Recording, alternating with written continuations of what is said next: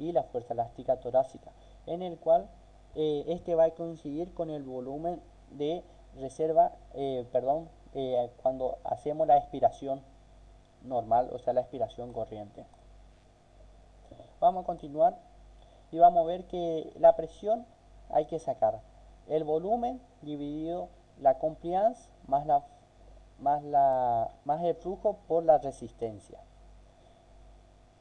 Ahí tenemos los parámetros y básicamente la presión va a estar dado por lo que sea la compliance, o sea, la distensibilidad y la resistencia. Son los parámetros que más modifican esta presión. Vamos a ver entonces, ¿y cómo saco la resistencia? La resistencia se saca mediante la presión dividido el flujo y la compliance es el volumen sobre presión. Estos hay que medir porque también la resistencia va a estar dado por una resistencia elástica y no elástica, que ya vamos a aclarar en qué consiste. Ahí viene. Resistencia elástica es ofrecida por el tejido tóraco-pulmonar. Una vez vencida es cuando se produce el movimiento de aire, el movimiento de ese flujo de aire hacia el alveolo. Y resistencia no elástica es ofrecida por la vía aérea de su trayectoria hacia los alveolos. Es aquella que se encuentra dentro de la caja torácica, ya que esta se encuentra dentro de la misma y va a generar el juego de presiones para que se pueda movilizar ese flujo de aire. La resistencia entonces elástica va a estar dada por lo que sea la compliance pulmonar, o sea, la fuerza que hay que sacar del pulmón, hacer para que sacar al pulmón de su estado de reposo, la compliance torácica para la fuerza que hay que hacer para sacar al tejido torácico, la tensión superficial, que es uno de los parámetros que más modifica, y la distribución de aire pulmonar. Otra vez esta fórmula, la resistencia es la presión dividido el flujo, la compliance es el volumen dividido la presión. Entonces tenemos acá esta imagen, por ejemplo, en el cual vamos a hablar de lo que sea la presión básicamente y el volumen.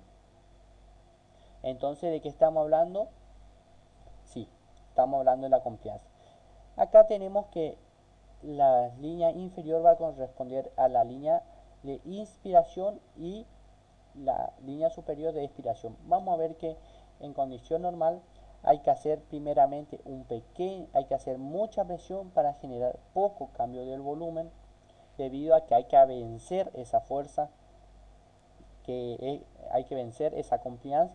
Luego de que vencemos esa fuerza, vamos a ver que hay con poca presión genera gran aumento de volumen, hasta aproximadamente la parte final, o sea, la porción 3, que nuevamente hay que generar mucha presión para generar poco cambio de volumen. Esto, la diferencia de la misma es que la primera está dado por la fuerza que hay que sacar a este tejido de su estado de reposo, y la última ya es porque uno cuando inspira va aumentando la presión porque va aumentando ese volumen dentro del pulmón. Entonces hay que hacer más fuerza para que pueda entrar más volumen, porque ya tenemos volumen. Si uno lo compara con un globo, vamos a ver que cuando uno empieza a inflar hay que hacer bastante fuerza para poder inflar ese globo. En la parte media vamos a ver que el aire fluye mucho más rápidamente. Y finalmente, cuando el globo ya está prácticamente grande y ya está a punto de reventar, vamos a ver que empezamos a hacer un poco más de fuerza nuevamente para generar un pequeño aumento de ese volumen. Y vamos a ver que este cambio de volumen no coincide con lo que es la expiración, en el cual con poco cambio, con poca fuerza de presión, se moviliza grandes cambios de volumen.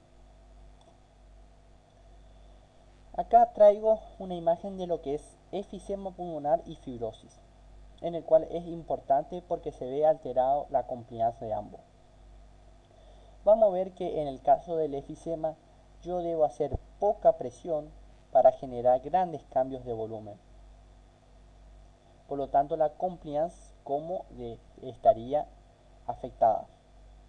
El que pensó en que está disminuida, no, está aumentada. a menor presión, mayor compliance. A menor presión, a mayor presión, menor compliance. A menor presión, mayor compliance. Entonces acá tengo una menor presión para generar grandes cambios de volumen. Menor presión, mayor compliance. Fibrosis pulmonar es cuando este tejido se daña y en el cual aparece tejidos que cicatriza.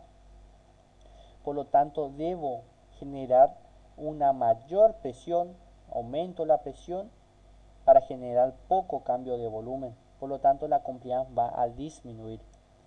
En cambio, como aclaro que el efisema es por la pérdida de tejido elástico pulmonar. Entonces, este tejido elástico pulmonar al desaparecer va a evitar el colapso del mismo. Vamos a seguir y de la compliance que básicamente hablé, de la compliance que hablé básicamente de lo que era el cambio de volumen. En una expiración se logra movilizar más del volumen que la expiración y a eso se llama histéresis pulmonar, en el cual saca de lo que son los fractales, saca de aquel sistema cerrado que explicaría la biología y pasa a ser ya un sistema abierto como es el cuerpo humano. Acá le explico de vuelta lo que era el efisema y la fibrosis, vamos a ir pasando, esto ya lo hablé. Tensión superficial era otro de los factores que modificaba lo que sea la resistencia. La tensión superficial es la fuerza que actúa sobre una línea imaginaria de 1 centímetro de largo en la superficie de un líquido y debido a la mayor atracción entre las moléculas. Como vemos, la presión es 2 veces la tensión por el radio. Vamos a ver que en esta imagen vamos a tener lo que es agente surfactante, en el cual va a disminuir la tensión superficial. Y esto va a corresponder a un alveolo. Y vamos a ver que al disminuir el calibre del alveolo, también puede disminuir ese volumen de aire en el cual se da una expiración. Este agente surfactante se va a concentrar. Vemos que está más concentrado que el de mayor volumen. Este va a generar que cuando uno inspira no tenga que hacer tanta fuerza para movilizar ese volumen de aire.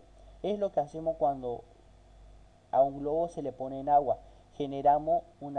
Vamos a generar que disminuya esa tensión superficial para poder inflarlo más fácil. Entonces vemos en qué consiste. Va a disminuir la tensión.